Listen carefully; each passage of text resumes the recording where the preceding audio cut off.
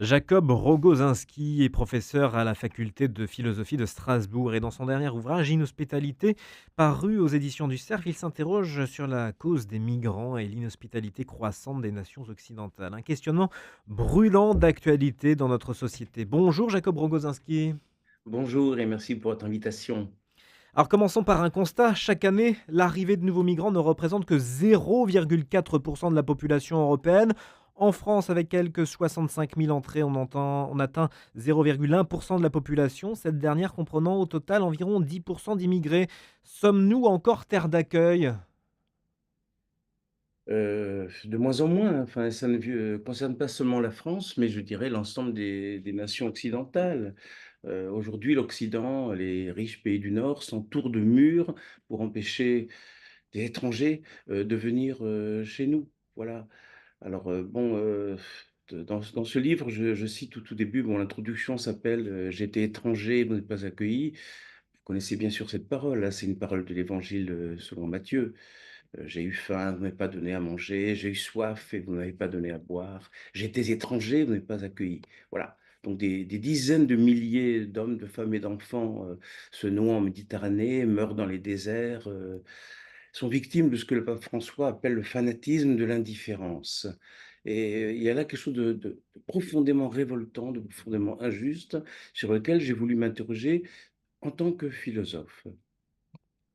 Alors, on parle justement d'accueil, d'hospitalité. Quelle est la vraie définition de ces termes quand on parle de l'autre, du migrant, Jacob Rogozinski? Oh, bah, écoutez, oui, ce sont essentiellement des gens qui ne peuvent plus vivre, là où ils vivent. Je crois que c'est ça qu'il faut essayer d'entendre. Ce n'est jamais agréable, ce n'est jamais un bonheur pour un être humain de s'arracher à ses racines, de quitter le lieu où il est né, où il vit, de rompre avec son monde.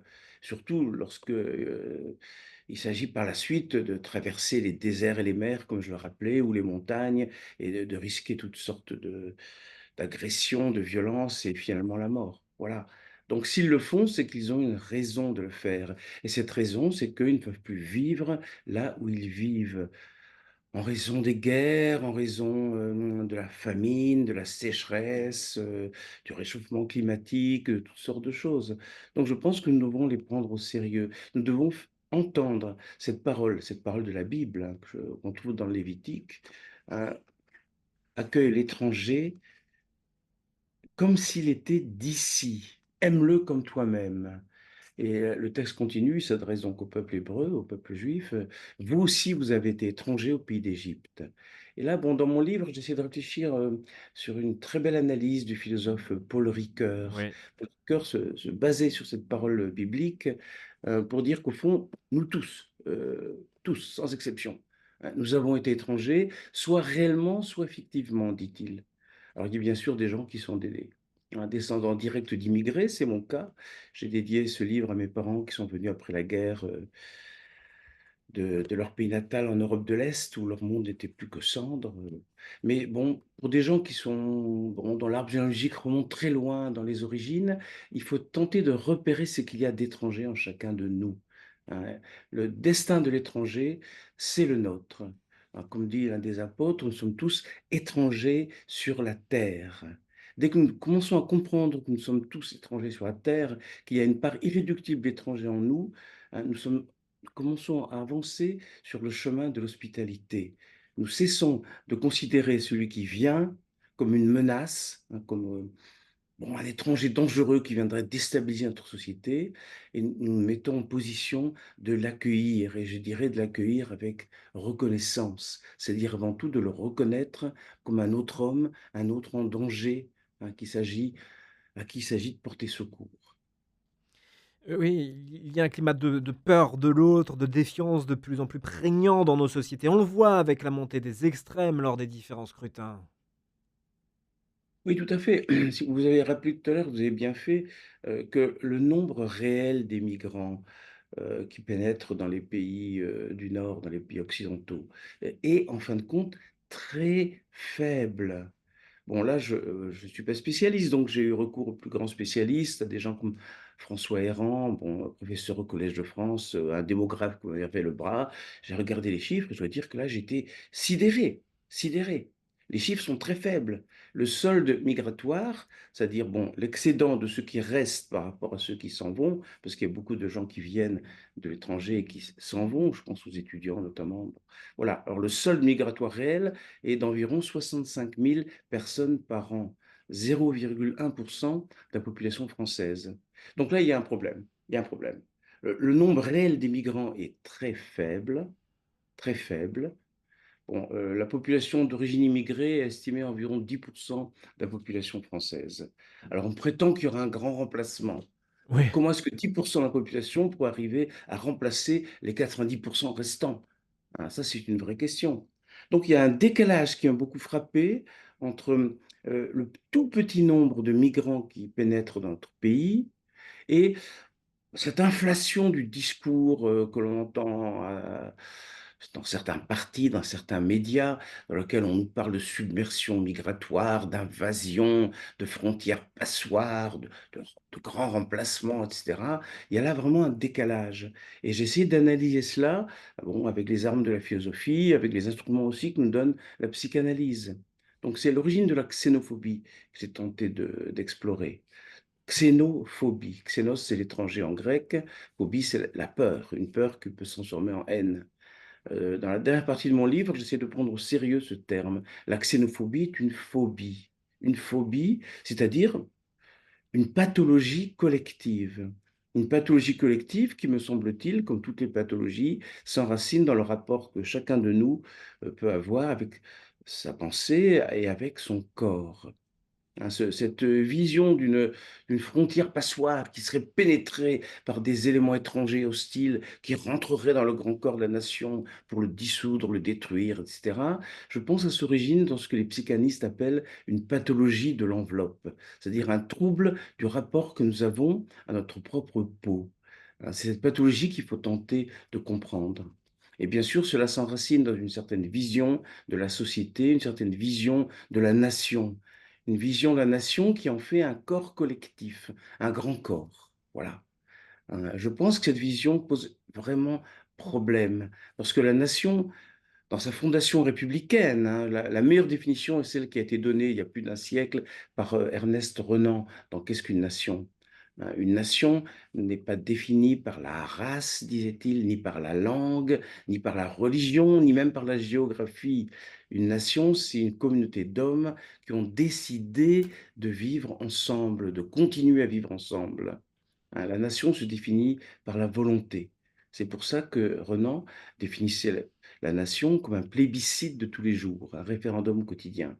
Donc le principe de la nation, c'est la volonté de vivre ensemble, de continuer l'aventure commune. Si des gens venus du dehors veulent passionnément devenir français, de quel droit pourrions-nous le refuser? C'est ce qui arrivait à mes parents lorsqu'ils sont venus de Pologne en 45-46. Voilà, ils désiraient trouver un pays d'accueil, ils l'ont trouvé, la France a été très généreuse, ils sont devenus passionnément français. Pourquoi la France, qui est hospitalière à ce moment-là, ne le serait-elle pas maintenant? Et si on en revient à la définition de l'hospitalité, justement, c'est une véritable hospitalité n'est possible qu'en surmontant les fantasmes qui nous hantent et en envisageant la rencontre de l'étranger comme une promesse et non une menace. C'est important. Oui, tout à fait, parce que la rencontre de l'autre élargit mon monde et élargit ma vision du monde. Toutes les civilisations sont nées de multiples croisements. Ça, l'ethnologue Lévi-Strauss l'avait bien montré, une culture humaine qui reste isolée se condamne à mort. Hein, elle ne peut pas tenir. Hein, les civilisations sont enrichies d'innombrables brassages, d'innombrables métissages, d'innombrables emprunts aux cultures étrangères.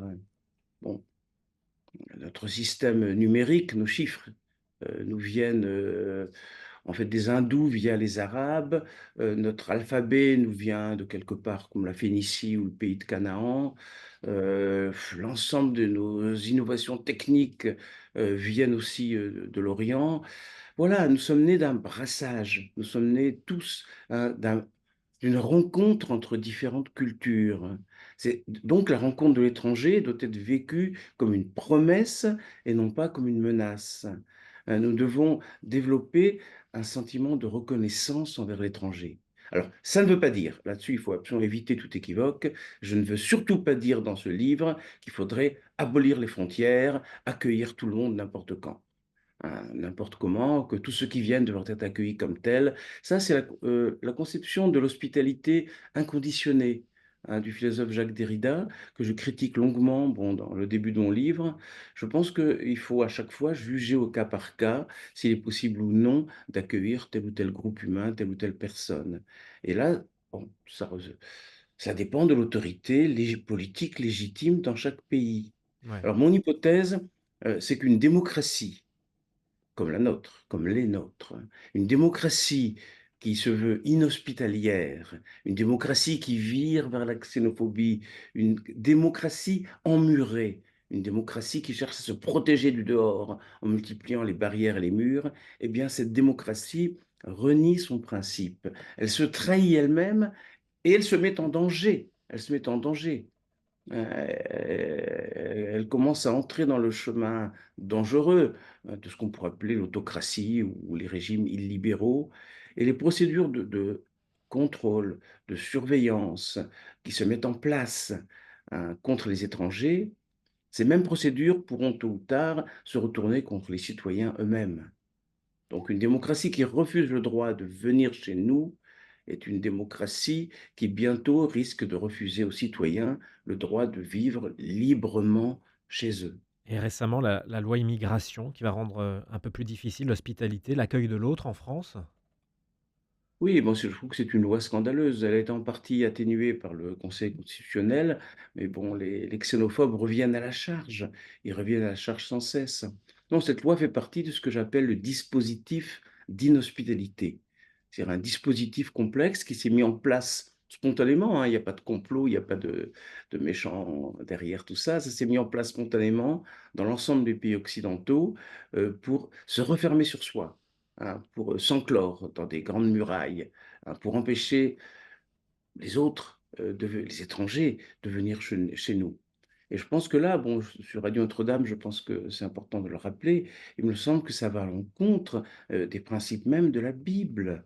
Je rappelais tout à l'heure cette phrase lévitique, accueille Oui. l'étranger comme s'il était d'ici, aime-le comme toi-même. Voilà, il faut entendre toujours à nouveau cette parole de Jésus, disant, j'ai été étranger, vous ne m'avez pas accueilli. Voilà. Donc il y a une exigence éthique qui s'adresse à tous, chrétiens, non chrétiens, qui s'adresse à nous tous, qui est l'exigence d'accueillir l'étranger comme s'il était d'ici. Alors, pouvons-nous l'aimer comme nous-mêmes? Bon, ça, c'est un impératif extrêmement intense, extrêmement fort. En tout cas, nous devons l'accueillir comme s'il était d'ici, parce que nous tous, nous sommes, d'une certaine manière, des étrangers sur Ouais. la terre. Nous partageons une condition commune avec les étrangers qui viennent. Et l'actualité va très vite avec, la situation à Mayotte et en ce moment, il y a une opération contre l'insécurité et l'immigration clandestine. Mayotte qui a remis en cause il y a pas si longtemps le droit du sol au profit du droit du sang. Oui, alors Mayotte, bon, je n'en parle pas dans mon livre, c'est une question très particulière. Je pense qu'on aurait tort de vouloir faire la situation à Mayotte un modèle ou un exemple de ce qui risque d'arriver en France. Bon, Mayotte, c'est une île des Comores qui, au moment de la décolonisation, n'a pas été décolonisée. Bon, pour des raisons il faudrait beaucoup de temps pour revenir là-dessus, c'était sans aucun doute une grave erreur. Le résultat, c'est qu'au bout de 30 ou 40 ans, il y a un décalage énorme entre les îles des Comores indépendantes et cette île des Comores qui est restée française. Voilà. Bon, les gens qui viennent ne sont pas des étrangers, ce sont des Comoriens, comme les habitants de Mayotte. Ce sont des Comoriens dont le niveau de vie est beaucoup plus faible et qui cherchent à vivre mieux, à vivre autrement en débarquant à Mayotte. Je pense que là, on a vraiment affaire à quelque chose de très, très particulier, qui n'est pas significatif, qui est au fond un raté de la décolonisation. Voilà. Si Mayotte avait été décolonisée dans les années 70 comme le reste des Comores, plus personne n'en parlerait, leur niveau de vie serait semblable à celui des autres Comoriens. Donc lorsqu'on met Mayotte en avant pour y voir un exemple de l'intrusion des étrangers, on dit n'importe quoi, enfin excusez-moi, là, il y a là du délire. Donc je pense qu'il faut laisser Mayotte de côté, essayer de réfléchir profondément sur la situation réelle de notre pays, qui n'est pas envahi, qui n'est pas submergé, dont les frontières ne sont pas des passoires. Et les étrangers qui viennent ne sont pas, dans leur grande majorité, des étrangers dangereux qui viennent apporter la subversion. Ce sont des gens qui ne peuvent pas vivre là où ils vivaient. Et Ouais. chaque homme a le droit de vivre là où il vit. Oui, vous l'avez dit, on est loin du grand remplacement quand on regarde, notamment les chiffres que nous avons évoqués en début d'entretien. Oui, tout à fait. Bon, je veux dire, 0,1 par an, il faudra quelques siècles, pour que le remplacement ait lieu, si remplacement il y a. Et entre-temps, bon, bien entendu, c'est au bout de 1, 2, 3 générations, ces étrangers qui sont venus en France se seront intégrés. Bon, moi-même, je suis un immigré de la seconde génération. Ma foi, j'ai l'impression d'être assez bien intégré. J'ai été professeur de philosophie à l'université, j'ai écrit des livres en français, je me sens profondément français, comme mes parents eux-mêmes se sentaient français. Donc je pense que l'intégration est possible. Et elle est possible pour toutes les populations qui viennent. Il faut arrêter de dire que certains peuples, certaines cultures, certaines religions seraient par nature inassimilables. Ce n'est pas vrai. Ça, on l'a toujours dit. On l'a toujours dit à toutes les époques. Ceux qui viennent sont inassimilables. Ils ne sont pas comme nous. Ils ne sont pas de chez nous et donc il faut les rejeter. Bon, je suis né dans le Nord, il y a un peu plus d'un siècle, à la fin du 19e. C'était les immigrés, c'était les Belges, les travailleurs flamands qui venaient travailler dans le Nord. Et il y avait des grandes manifestations, des émeutes au cri de mort aux Belges, mort aux Belges. Bon, aujourd'hui, la haine anti-belge a disparu, n'est-ce pas? Après, c'était les Italiens avec des pogroms sanglants contre les Italiens dans le sud de la France. Dans l'entre-deux-guerres, c'était les Juifs venant de l'Est. Bon, maintenant, aujourd'hui, ce sont plutôt des populations musulmanes ou africaines. Mais à chaque fois, au bout d'un certain temps, la République a réussi à les intégrer.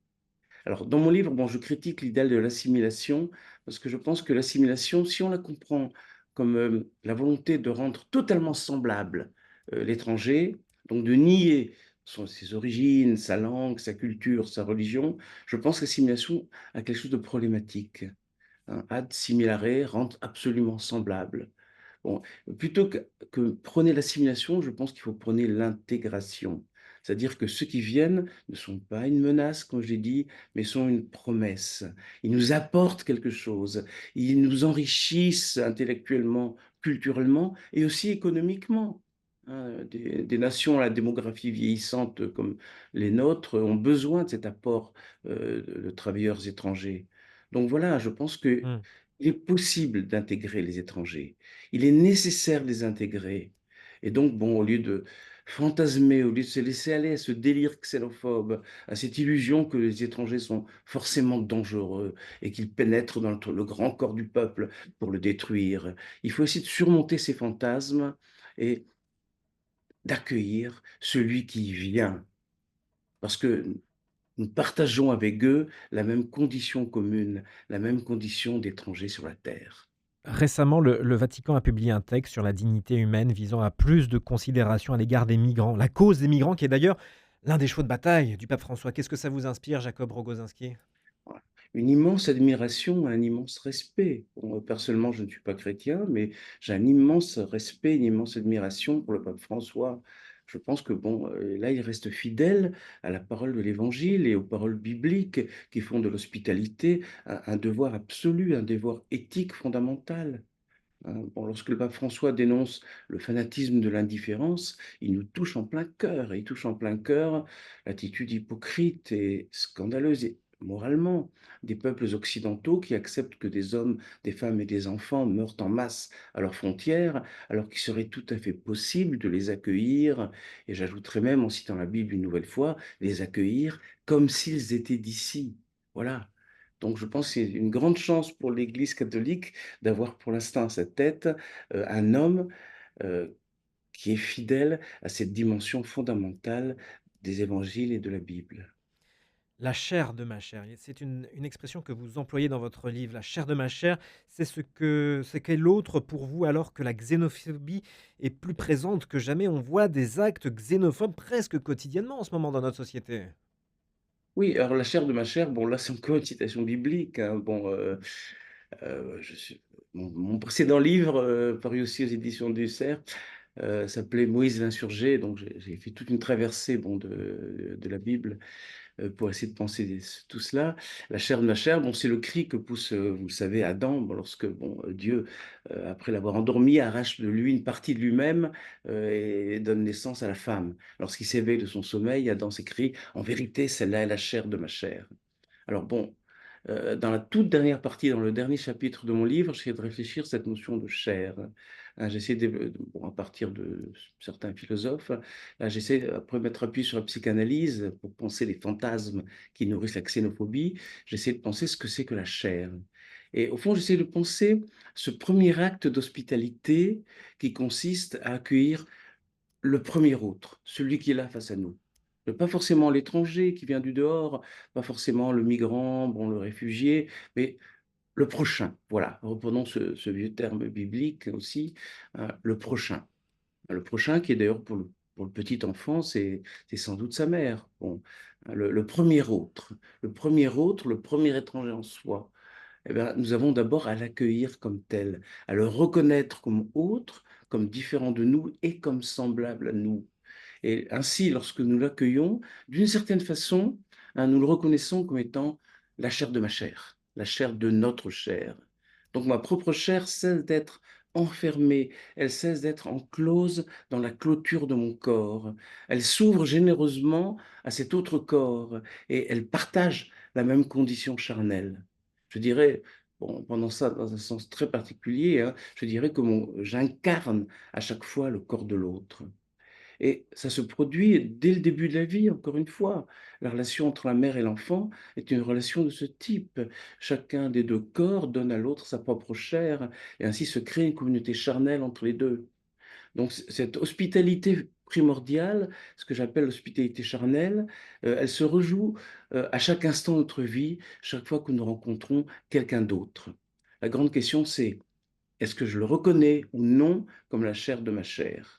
Si je ne le reconnais pas comme la chair de ma chair, il restera pour moi quelque chose d'étranger, quelque chose d'inquiétant, quelque chose de dangereux peut-être. Et là, le fantasme surgit qui peut conduire à l'hostilité. Hein, je pense que l'hospitalité est le contraire de l'hostilité, de la haine. Il faut penser l'hospitalité, là je le fais en m'appuyant sur Mmh. Emmanuel Kant, On arrive il à faut la penser fin, Jacob. l'hospitalité comme un principe de pacification. À une Merci. époque, Merci Jacob Rogozinski. Je suis désolé, on arrive à la fin de cet entretien passionnant. Je rappelle, vous êtes professeur à la faculté de philosophie de Strasbourg et vous publiez Inhospitalité aux éditions du Cerf. Merci d'avoir été avec nous ce matin.